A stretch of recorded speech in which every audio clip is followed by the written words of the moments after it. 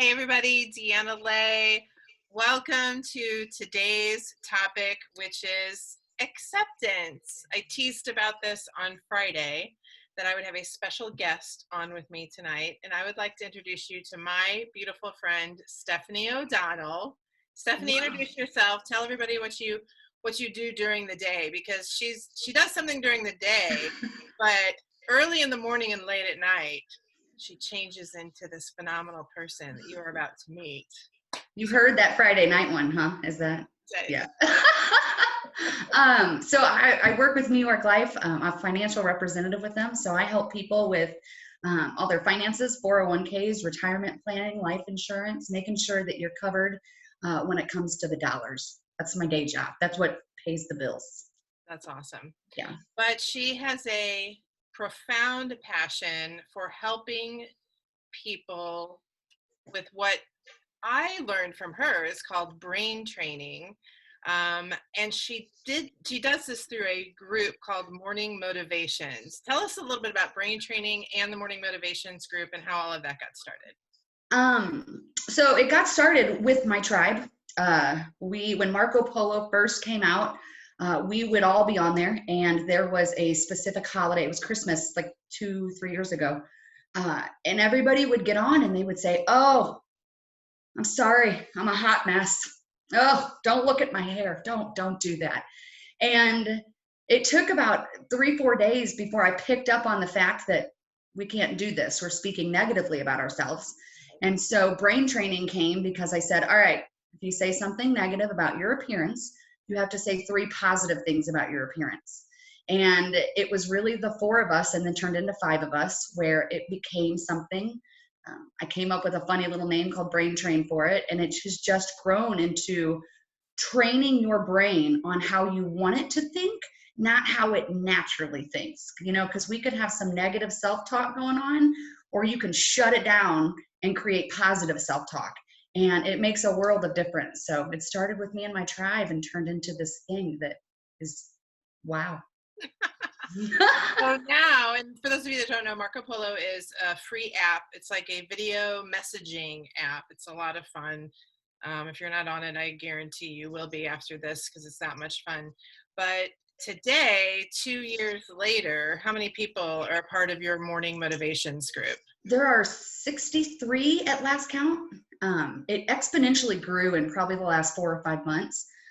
It started with just me and my tribe, a way to motivate us in the morning and get us going. And it was a way to hold me accountable, to make sure I was reading something positive in the morning. And when I first joined, probably 6 months or so ago, you were reading "You Are a Badass" by Jen Sincero. Yes.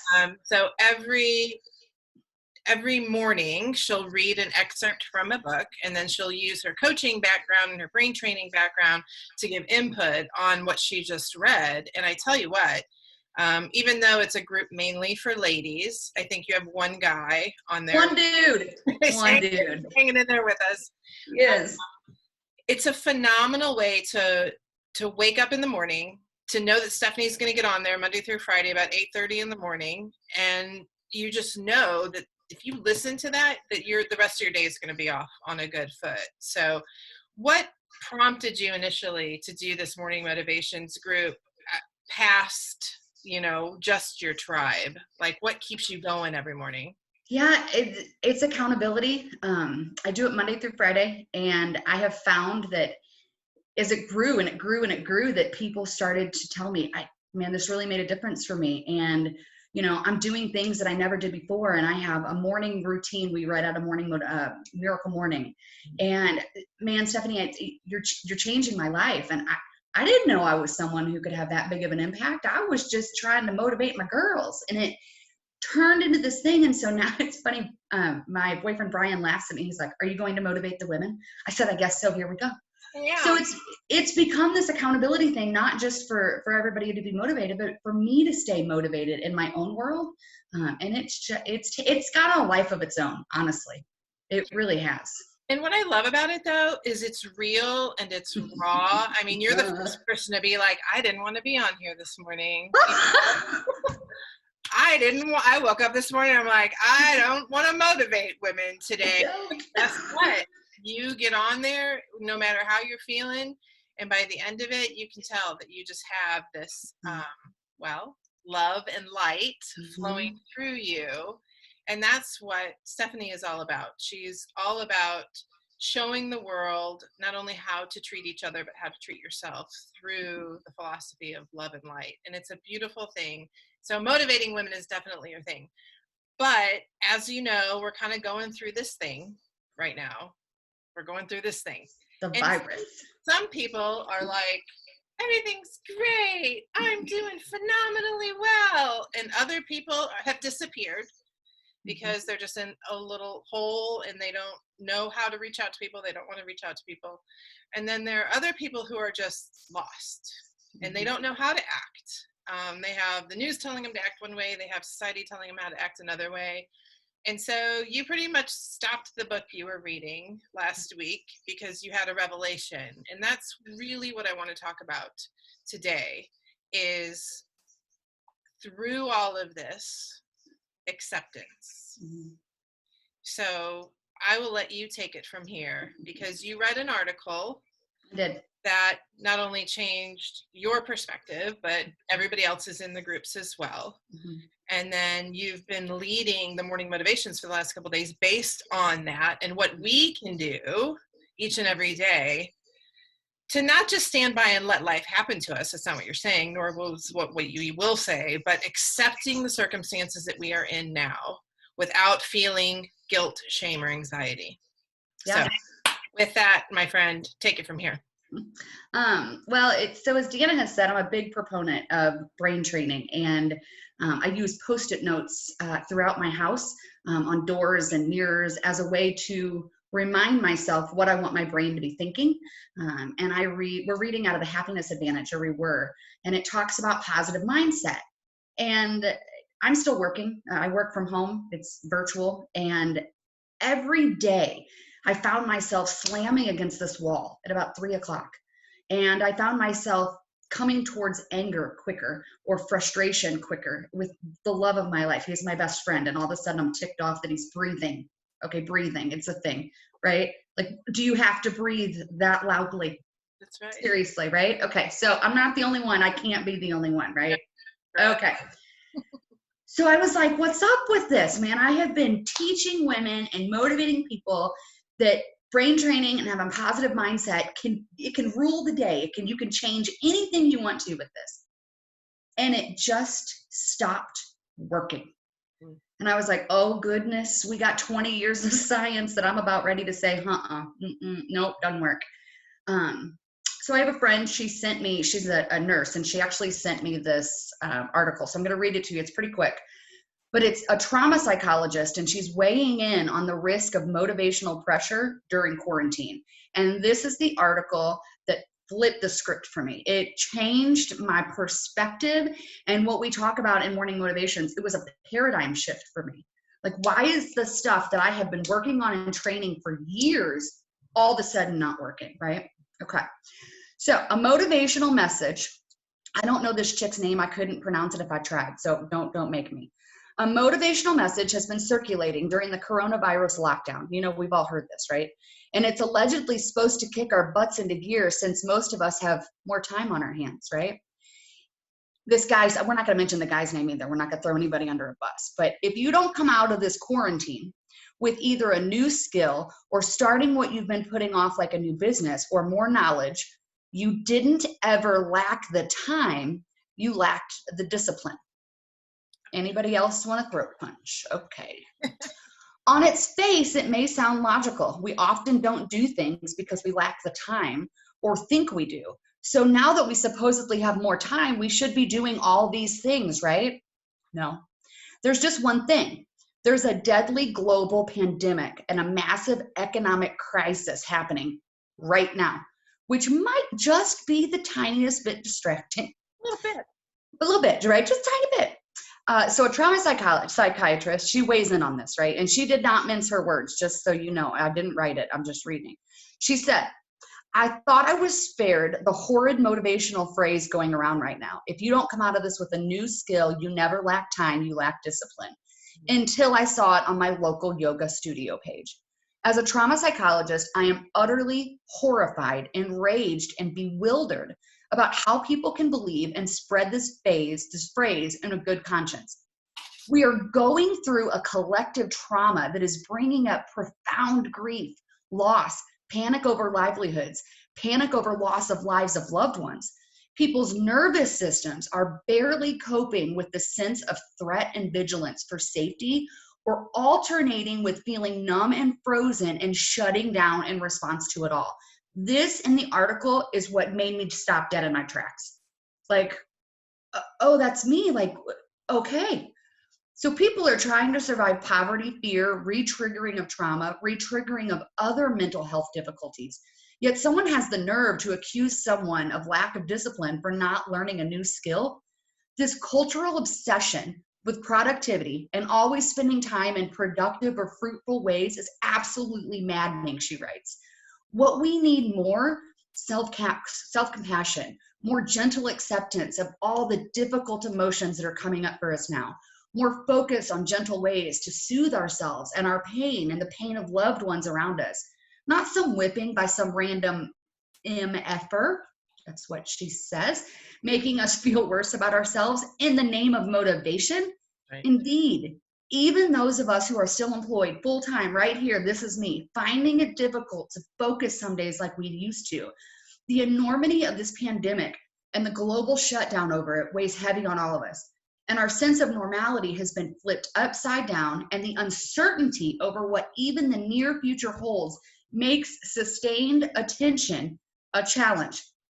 Add in the fact that many people now have children at home who used to be at school or daycare. God help you, I pray for you daily, I swear. Many are struggling to figure out how they're going to pay rent or buy groceries. Many are watching businesses or careers that they have spent years building crumble before their eyes. Many have health conditions that are making them anxious about catching the virus, and it's not hard to see how neither time nor discipline is our biggest problem right now. If you want to go read books on hustling up some new skill set, you go for it, party on. But let's not lay a guilt trip on people who are going through a traumatic experience that none of us have experienced before and none of us were prepared for. So that's the article. Mm-hmm. So I sat with that and I was like, oh, well, I'm really happy that 20 years of science is not negated by a pandemic. That makes me real happy because I was freaking out. It makes sense. It made sense to me. And so I closed everything off and I was sitting on my deck and I was thinking and I was thinking and I was thinking. And I came to the word acceptance. See, I keep pushing against this unnatural feeling of anxiety, or the fact that I might still be in my pajamas at 5 p.m., right? Or the fact that I might, say something snippy where I'm not usually a snippy person to someone. Or, that whole breathing thing we talked about, or that, right? So acceptance. And I was like, accept what? Because then that could be an excuse, right? Oh, I'm just accepting there's a pandemic. Let me hang out in my pajamas and not do anything about it. So I started to do some research on acceptance. So here's the definition, just so we're all on the same page here, is the action or process of being received as adequate or suitable. So I thought about that and I was like, adequate. What is that? What does that mean? This is what I do is I train people to process this. So I came up with yet another article and I jotted down some notes, but acceptance for me seemed like that excuse, right? It's passive, and I'm not a passive person. I get it done, right? Right. But it's not. Acceptance doesn't mean liking it or wanting it or choosing it or supporting it, right? No one's a poster child going, yes, I love this feeling of feeling like crap at 3 o'clock because I'm still in my pajamas. Right. And then we shame ourselves and we feel guilty, right? And then that produces anxiety. By resisting and rejecting the feeling that we're having, that's what's causing that overwhelm of anxiety right now. You have got to give yourself the permission to just be as you are. Feel what you feel, experience it without creating more shame and guilt and anxiety, right? And the word acceptance comes to the word accept, which is a verb, right? So this is not passive in any way, shape, or form.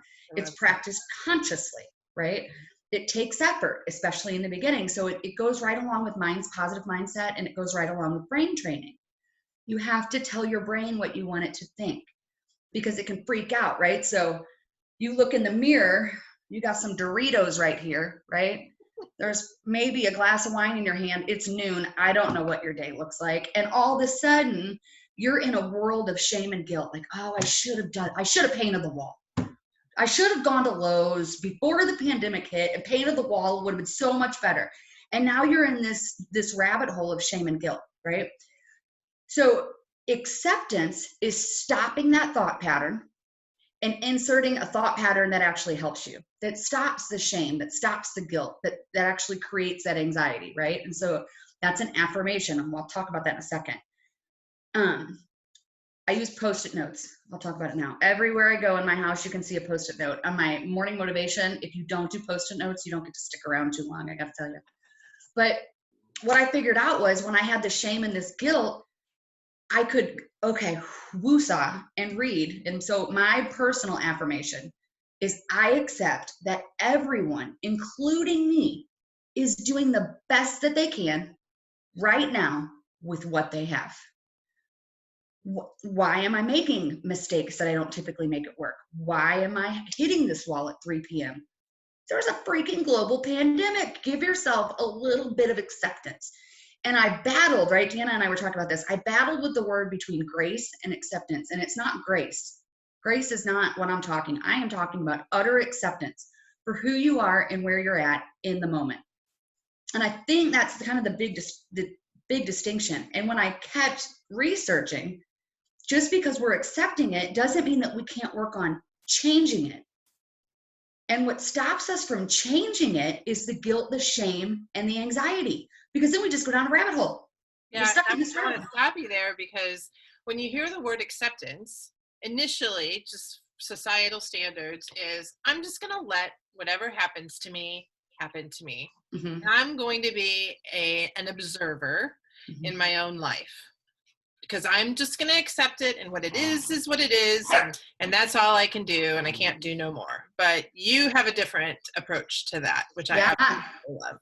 Yeah, so acceptance doesn't mean that you can't work on changing things, right? It's not passive. Remember, it's a verb, so this is an active thing. So it's not giving up or giving in. It's nothing like that. I have notes. I don't do any of this by memory, y'all, just so you know. Acceptance doesn't mean forever, right? But it's a practice. So we have to practice acceptance. And the more we practice it, one of the women in the article used walking through a pathway.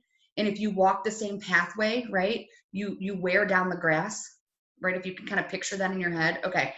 So think about, if you use this practice of acceptance, you're actually creating neurological pathways in your brain. So at first, this is difficult. I will not kid you. This goes right along with brain training.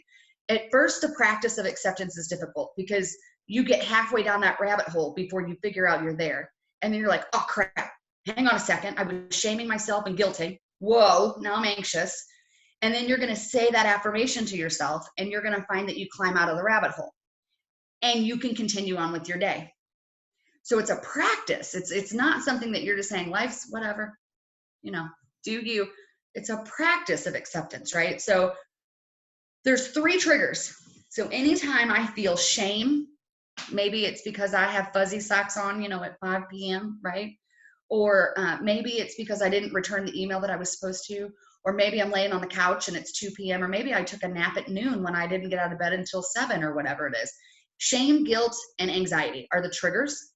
And when you feel any one of those 3, you insert your affirmation. You say it out loud, and it quiets the brain, and you can continue on to do something that you want to get done or that you need to get done. Does that kind of explain it a little bit better? It explains it phenomenally well. The only reason I'm mute is because my dog's decided it's playtime behind me. Playtime. Playtime for puppies. So tell us the Post-it one more time. And you encourage people, it's not like you're saying, write this down. It's you have to find what speaks to you. Post-its. Mm-hmm. Yes. Yeah. You don't tell us what Post-its to write. You tell us no. Whatever you feel like is being spoken to you from your soul. Yeah. That's what you have. That's your affirmation. Yeah. So the other day on Morning Motivation, I read out a bunch of them. This is the one that spoke to me, right? And more than accepting everyone, because isn't it so much easier to accept everyone else, but not yourself, right? If your best friend calls you up and she's like, I am in my pajamas and it is Netflix and you are going to be like, girl, it's okay. You're fine. Yes. Right? You're good. Yeah. But God forbid it's you. Right? God forbid it's you. So you have to find what speaks to you and then talk to you like you would talk to your best friend. I would never yell at my best friend for that. I'd be like, well, what in the world did the world do to you that you needed to be on the couch all day, sister? That's not your problem. It's the world's problem. Mm-hmm. So the point is you pick out whatever it is that you want it to say. So for me is I accept that everyone, including me, is doing the best that they can with what they have right now. Yeah. Right? Right now. Even Brian, with how loud he breathes. God love him. I'm just kidding. He's not even a loud breather. I'm just using an example. Right.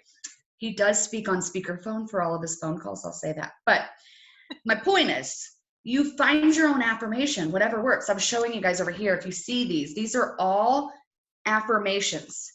So at any given moment when I'm finding myself stuck in a whirlwind of shame and guilt and anxiety, and it's a lot of anxiety, I'll be sitting here in this office and I feel the walls closing in on me. And I have this feeling of anxiety that's bubbling up. And I'm like, oh God, what am I going to do? And I mean, I have choices. Like there's things that you can do to make anxiety go away. But I'm telling you, the quickest secret is a freaking affirmation that you just say out loud. Acceptance doesn't mean that you're saying it's okay. Acceptance doesn't mean that you like it. It doesn't mean that you're supporting it. And it doesn't mean that you're being passive towards it. It is a tool that we can use in our toolbox to get through a time that we have no control over what's going on right now. No control and nothing to equate it to. Right. So it's not like, maybe going through something that you went through years and years ago and you have that frame of reference where you can be like, oh, okay, well, this is what I did to get through it during that time. These are all the feelings I remember feeling. Mm-hmm. I just need to do the things that I know work. Yeah. We don't know. We don't know. But it's been so interesting as the weeks have gone on, the underlying conversations that keep coming up is that this will all end, which I've said it myself, this will all end. What will you look like on the other side of this, which in your brain automatically triggers, oh, that means I have to be doing something right now to be different and to act different and all those things that I should have been doing. Now's the perfect time. And why aren't I painting that wall? Because even as I look back through the lives I've done, that's the work that I've gone through. But when you talked about this, I'm like, yeah, people are feeling, they don't know what they're feeling. Mm-hmm. They know what they're feeling, but they know they're snapping at their children and they're, annoyed by the breathing and they're going to the refrigerator every 5 minutes. Ooh, that's me. And they're drinking, alcohol sales are up more than 50%. That's my fault. Sorry. Me too, maybe. On some days. Only on Tuesdays. Oh, okay, well, you're better than me. See, no shame or guilt. I accept that everyone, including me, is doing the best that they can with what they have right now. See how that works? Yeah. But I think it's because we haven't made it okay for people to not be okay. Mm-hmm. We haven't made it okay. We keep thinking that if we ignore it, it'll go away. If we ignore the feelings and the emotions and everything attached to it. And meanwhile, you're building up this shame and guilt and anxiety and you don't know what to do with it. Or even that we're less than, right? I should be better right now. I'm less than I thought I was because I should be able to do this, this, and this, right? That was my big aha. I'm like, this stuff always works and now it's not working and I don't know what to do about it. Maybe I'm a big fat liar. And we don't have to be better than right now. And we don't have to do all the things that all the people should be doing. No, accept that what we're going through is a tough time. Mm-hmm. I want to see my best friend. She came over the other day. She was standing in the driveway and I was on the porch and I was like, I need you to leave. I talked about this on Morning Motivation. I said, I need you to leave. And I didn't understand until I read the article that I was being re-triggered to a traumatic experience that happened to me about 5 years ago. And when I read it and I connected it, I was like, oh, because I felt like a terrible human being telling my best friend to get in her car and go home. She brought me over hair color and nail polish. But we feel like we should be better than or doing something different than. No. Mm-hmm. Acceptance of where we are in the moment, letting it be okay. And when you accept it and you stop rejecting it and resisting it, it's really interesting that the next thing that pops into your mind is actually something incredibly productive for you to do that gets your head and your heart back in the right spot. Mm. It was incredible for me. When I finally got to the point of acceptance, I found peace. And that peace led me to, okay, this is what I need to do. And personally for me, it was watch a sermon. It was amazing. And then the next day I was like, I got to tell the world about this, right? Or at least my 63 women on Morning Motivation. But in your world. Right. In my world, I told my world. But that's what it is. Accepting where you are in the moment, because that stops the anxiety. And then you can take a step forward into being productive. Very cool. So people can join Morning Motivations. Mm-hmm. They can. I forced you to make a Facebook group. She didn't force me. She did it herself. Don't let her fool you. It's beautiful, by the way. So I made a Facebook group because, we've talked about for quite a while. This is bigger than, Marco Polo.